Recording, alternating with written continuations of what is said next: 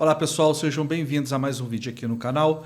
Eu sou o Vinícius e no vídeo de hoje eu vou fazer uma demonstração de plein air usando uma paleta de cores restrita. Então deixe aí seu like, se inscreva no canal, clique no sininho para você receber notificações de novos vídeos e bora lá pintar. Muito bem, nessa fase do esboço eu procuro trabalhar de forma gestual, tentando aplicar ritmo e movimento às linhas, principalmente as linhas da silhueta da árvore de primeiro plano, para tornar esse objeto bem interessante. Essa vai ser a proposta desde o início. Mesmo que depois eu mude alguma coisa na colocação das cores, essa será pelo menos a proposta inicial, se tratando de design. E em termos de composição, eu tenho uma grande ênfase na linha diagonal, desde o topo da árvore à esquerda até o conjunto de árvores que descem a serra direita. Esse grupo de objetos do primeiro plano eu vou considerar a minha forma positiva e o restante a minha forma negativa. Mas que diabos é isso de forma negativa e positiva? Deixa eu explicar.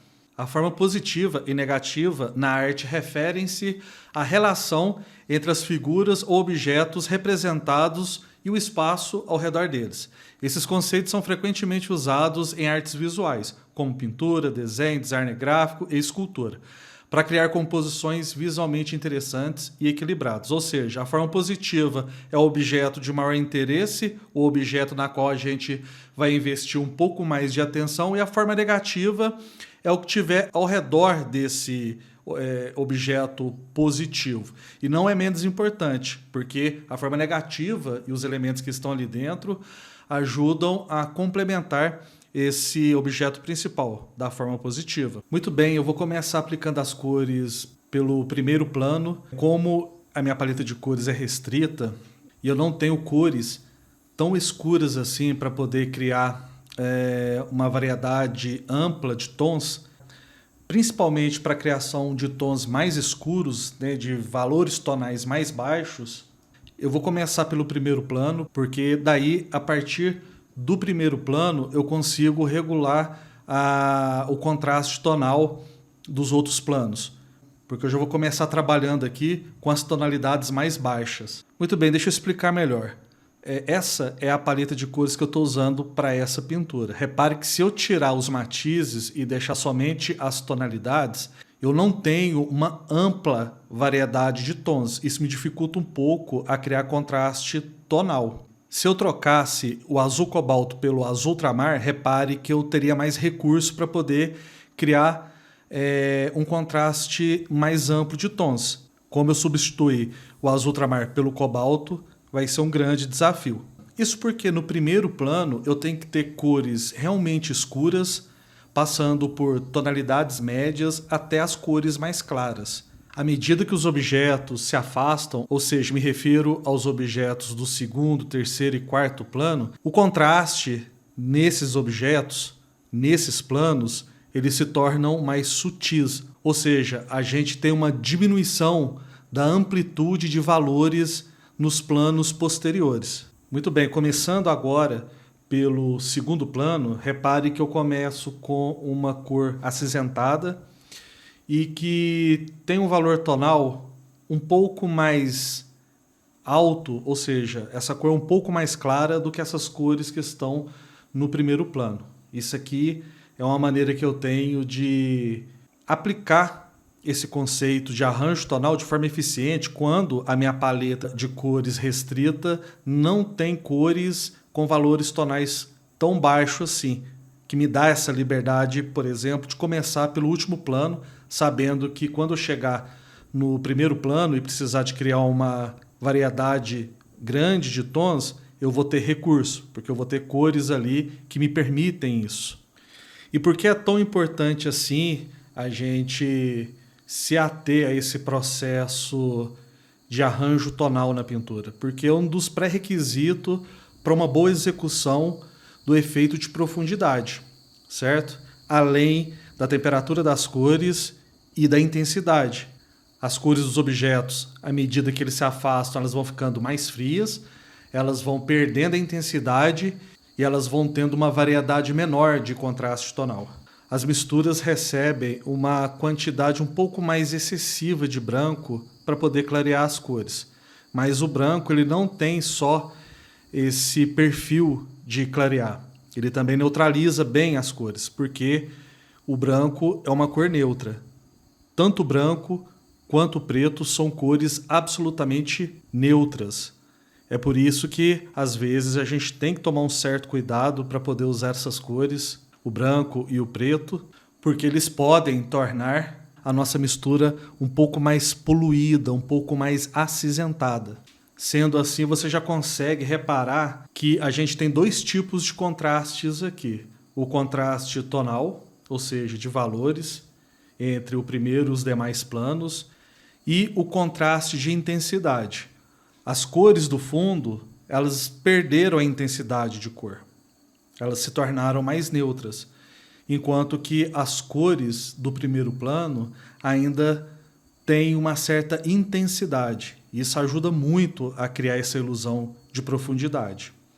A gente tem também um contraste de temperatura. Apesar da paleta ser predominantemente fria, dentro desse contexto aqui, repare que as cores do fundo são mais frias em relação às cores de primeiro plano. Além das cores de primeiro plano terem mais contrastes, serem mais saturadas e também mais quentes em relação às do fundo. Então tá aí o motivo pela qual eu começo pelo primeiro plano quando eu tenho uma paleta restrita e cores que não são tão escuras assim. Eu começo pelo primeiro plano justamente para eu poder fazer essa medição de tons.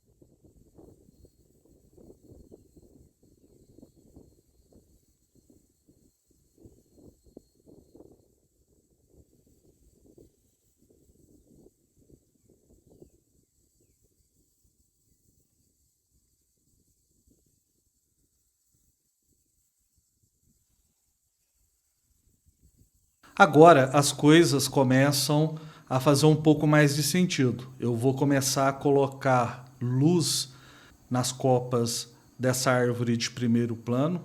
Ao mesmo tempo eu vou trabalhar o volume e a textura. E aqui a gente já começa a ter essa variedade de tons que eu venho falando desde o início. A gente deixa a nitidez e a variedade de detalhe e a variedade de contraste tonal para o primeiro plano, porque isso ajuda muito a criar essa ilusão de profundidade.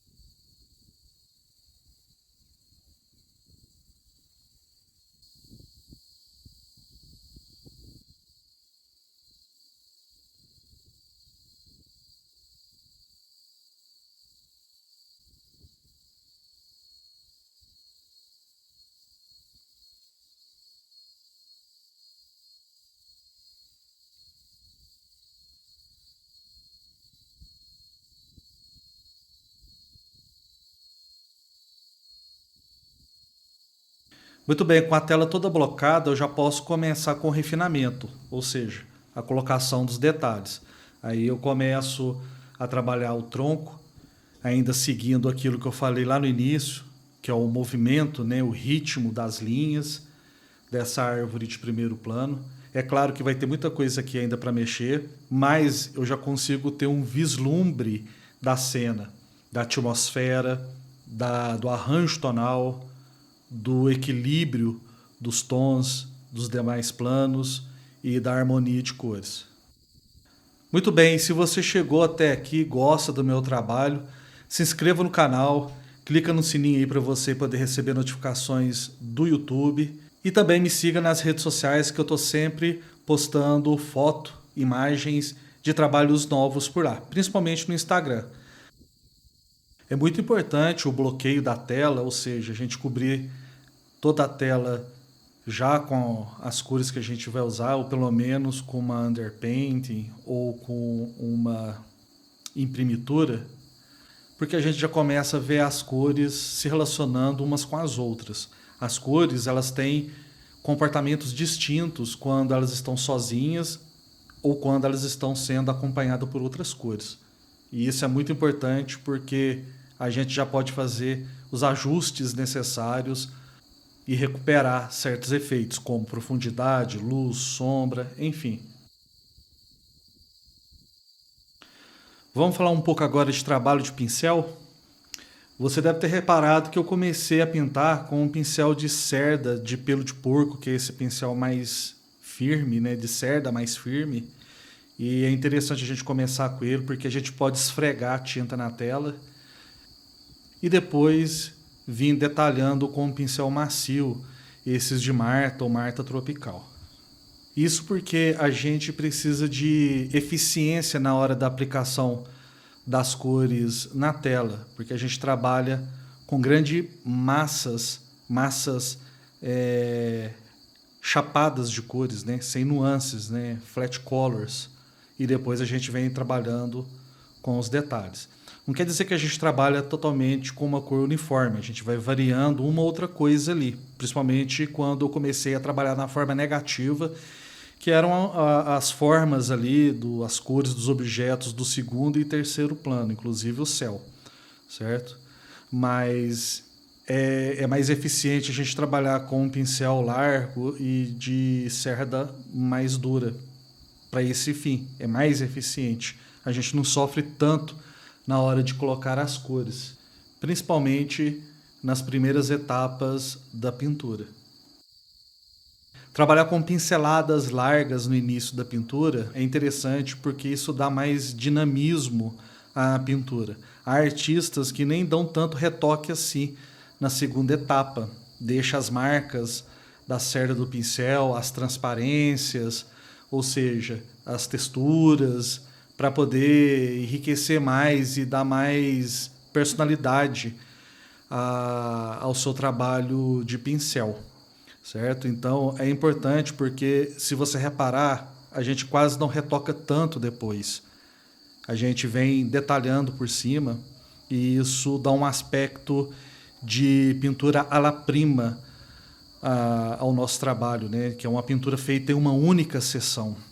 Se a gente olhar para o passado, ali, para os velhos mestres, né? Principalmente para os estudos, a gente consegue perceber isso. É algo que dá um aspecto bem interessante à pintura, essa coisa de sketch, né? de algo feito instantaneamente, né? De forma bem intuitiva. Muito bem, eu cheguei na fase do refinamento, né? O momento em que eu vou começar a acrescentar os detalhes, o próprio acabamento da pintura, porque a própria condição já me favorece isso. Eu já tenho todo o esquema de cores, o apontamento das formas, os efeitos de luz, sombra e profundidade. Então agora eu posso fazer as mudanças desde que isso não prejudique a primeira etapa, essa primeira camada de cores.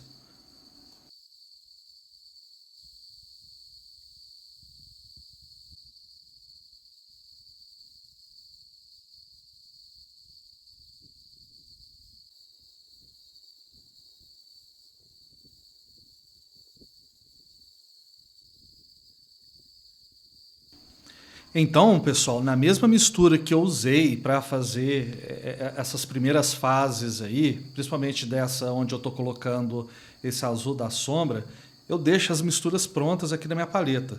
E se a mistura tiver acabado, eu faço um pouco e acrescento um pouco de azul, branco e só um tiquinho de alizarim para poder simular essa sombra aí. E repare que eu não fico fazendo polimento, eu só dou alguns toques aqui e já consigo representar com muita eficiência esse grupo, né, de árvores, esse eucalipto que está lá no fundo, lá no segundo plano. Lá. E fazendo sempre a limpeza do pincel, porque ora eu vou lá no fundo, né, onde tem misturas que contém muito branco, depois eu volto aqui e acrescento algumas cores que são mais escuras, né, e profundas, que são cores mais transparentes, não são tão opacas assim, principalmente cores que vai muito o alizarim crimson, que é uma cor bem transparente, para poder produzir escuros bem profundos. Então eu limpo o pincel, volto aqui, faço os retoques que preciso. Se tiver de colocar branco, eu faço com bastante cautela para poder manter essas cores, os contrastes dessas cores aqui do primeiro plano, eficiente, trabalhando a favor da minha pintura. Porque um erro muito comum é a pessoa ir acrescentando mais cores e não esquece de limpar o pincel está sujo de branco, está contaminado com o branco ali, e ela vai apagando as cores do primeiro plano. Como eu disse, além de clarear, né, o branco ele tem esse papel de neutralizar. E o branco de titânio, que é o mais comum, o que eu uso e que a maioria das pessoas usam, ele é opaco. Então ele prejudica bem, quando ele não é bem usado, ele pode prejudicar bem a tonalidade da pintura, a transparência e tudo mais. Sigo então colocando algumas fazendinhas aqui, né, as casinhas, acrescento fumaça do fogão de lenha para comunicar, né, essa linguagem do interior de Minas. Eu acho bem interessante, porque tem também na minha cena. É claro que eu não estou reproduzindo igual que eu estou vendo ali, porque não tem essa necessidade. Como eu disse, a gente tem que ficar atento a essa questão de composição, de prestar bem atenção naquilo que a gente está fazendo, naquilo que a gente quer, né? Ter uma pintura consciente, isso é muito importante. Então, não tem essa necessidade de fazer tudo como a gente está vendo. Muito bem, isso daí, eu vou ficando por aqui, espero que vocês tenham gostado. Não deixe de conhecer o meu curso, Dominando as Cores na Prática, curso gratuito, o link vai estar aqui na descrição. Se você quer aprender realmente a dominar a pintura a óleo, ou se você pinta com acrílico também dá. E a gente se vê no próximo vídeo. Tchau, tchau!